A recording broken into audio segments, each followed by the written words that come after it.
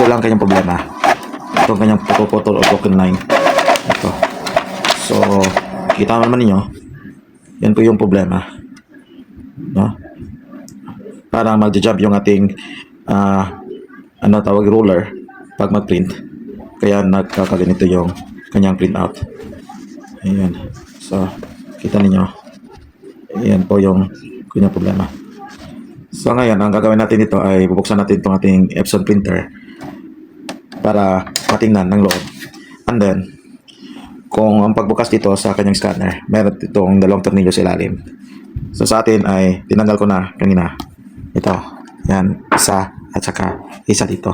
Para maiangat natin ito. Ayan. Make sure nakakapay yung ating printer para hindi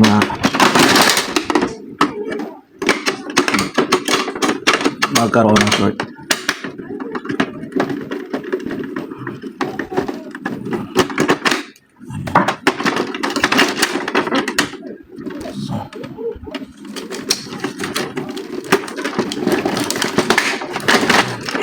So, naiangat natin ito. And then, lagyan natin ng stand. Itong coder strip. Ito, linisan natin. Lagyan natin ng alcohol. So, meron tayo ditong wipes. Ito, wipes. Ito yung ating palinis dito sa encoder strip. At saka, dito sa gilid. So, buksan rin natin itong sa likod.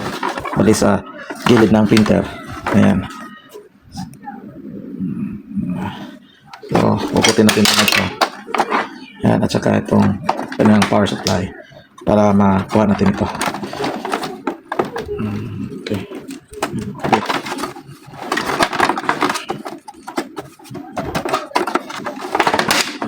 Ayan. Right. So, kung titingnan natin ngayon sa ganong problema, kung mayroon siyang putol-putol, possible, marumi lang yung kanyang strip. Bali, dalawa itong strip dito sa ating printer.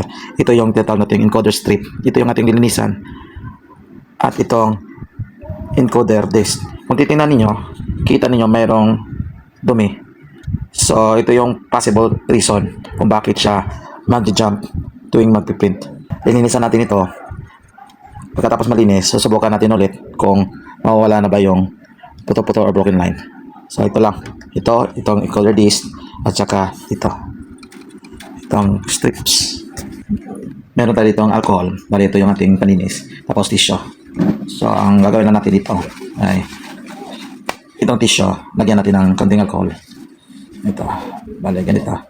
Lagyan natin dito ng konting alcohol. Tapos, itong may tissue na may alcohol, papailan natin dito sa encoder disc. Ayan. Tapos, iikot natin itong kanyang gear until na malinisan lahat ng encoder disc at matagal yung dumi. Okay.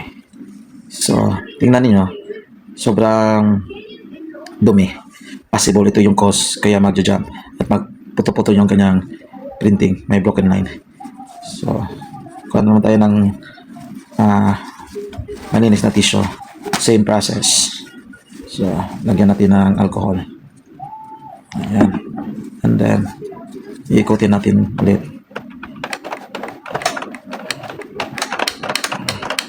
Ang kailangan kasi dito, hindi ito marumi itong encoder disc para hindi magkakaproblema yung printer. Possible cause dito, yung dito sa gilid, ito.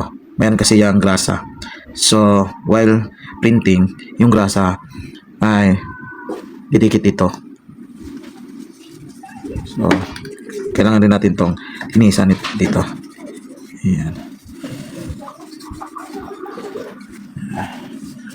So, as you can see, kung iikutin natin, wala na yung marka, yung may mark na may black. Okay. At saka, pagkatapos, dito rin itong kanyang strip, encoder strip. Sasali rin natin sa paglinis. Alright. Okay, angat ko konti. Yung encoder strip ay sasali rin natin sa paglinis. So, same. Lagyan natin ang alcohol. And then, papahira nito, itong strip. Ayan.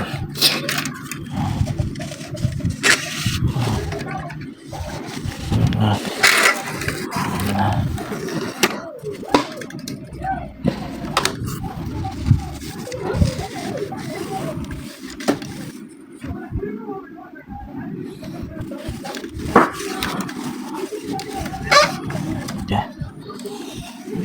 Bila.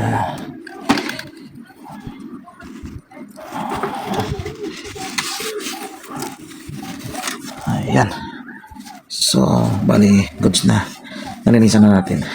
And then, let's try to print kung okay na ba yung kanyang print out. So, bali, ganito muna. So, bali, ganito lang sa muna na nakabukas para makita natin yung loob. Okay. So, itong ating nilagay dito, iangat natin dante para hindi makain. Meron pala akong nilagay. Bakit umangat yung printer natin?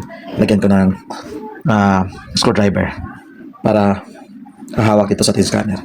And then, susubukan na natin mag-print. So, ikot muna natin itong kanyang ayan, lagayan ng bond paper. And then, let's try again kung okay na ba. So, pasok natin itong bond paper at saka i-plug in natin ulit. And then, yung sa likod rin nun, i-selpak natin itong sa likod. And then, bali, i-turn na natin. And then, let's try to print kung same documents yung ating ipiprint. Bali, ito yung before. Tapos, bali, ito yung magiging after. No? Minsan natin lahat yung encoder strip at saka yung encoder disc. And then, let's compare kung wala na ba itong broken line na ito. Okay. So, ngayon makalaman na kung effective ba yung ating gagawin para ginawa. Kung naayos ba natin. So, yan, waiting. Naglo-load pa yung ating printer. So, yan. So, magpiprint tayo. Sample, same documents yung ating ipiprint. And then, dito tayo sa page 2. Ayan. So, on process pa yung printer natin. So, hintayin lang natin na matapos. And then, meron naman dito palatandaan sa ating tinatawag dito ang printer. So, kung iangat ko konti, kung hindi na ito mag-blink, it means okay na siya. Pwede natin i-print yung ating documents. So, ngayon, as of now, nagra-run pa yung ating ink dito sa ating printer. So, hintayin na natin na matapos. Pag okay na, kusang mag-stop itong blinking dito, itong power. Okay.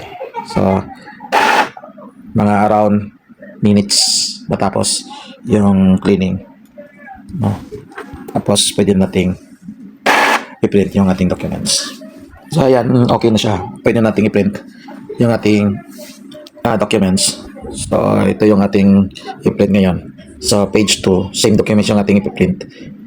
So, okay. Printing. So, printing na siya. Dito natin nakita kung wala na bang broken line. Ayan. So, parang sa aking nakita ngayon, parang smooth na yung printing. Hindi compare kanina na magja-jump at may putol. Alright. So, okay. So, bali ito na yung ating print out sa ating printer. Ayan. Kita ninyo. Wala na yung broken line. Compare kanina. So, compare natin yung kanina. Ngayon, bali, ito yung kanina. Tingnan ninyo. Ito yung kanina.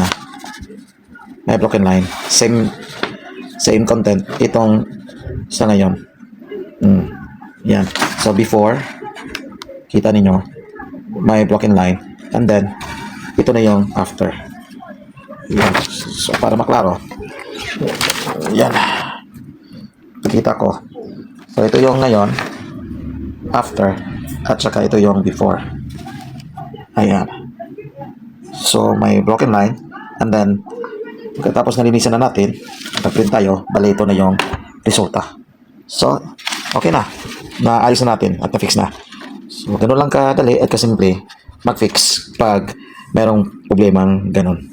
Ang ginawa lang pala natin para maayos iyon, yung mga broken line, lininisan lang natin itong ating encoder disk ito at saka itong encoder strip. Yan lang po yung cause kung bakit broken line yung ating printout. Ito kasi meron po siya ditong sensor. Pag marumi, hindi po mabasa kaya magkakaroon ng error or misreading at kaya naggaganito, nagja-jump yung printout. So yun mga kaibigan, sana nakatulong po yung ating pinapikitang tutorial ngayon at sana huwag niyo kalimutan mag-like at mag-subscribe sa ating channel. So hanggang sa muli, paalam, bye-bye!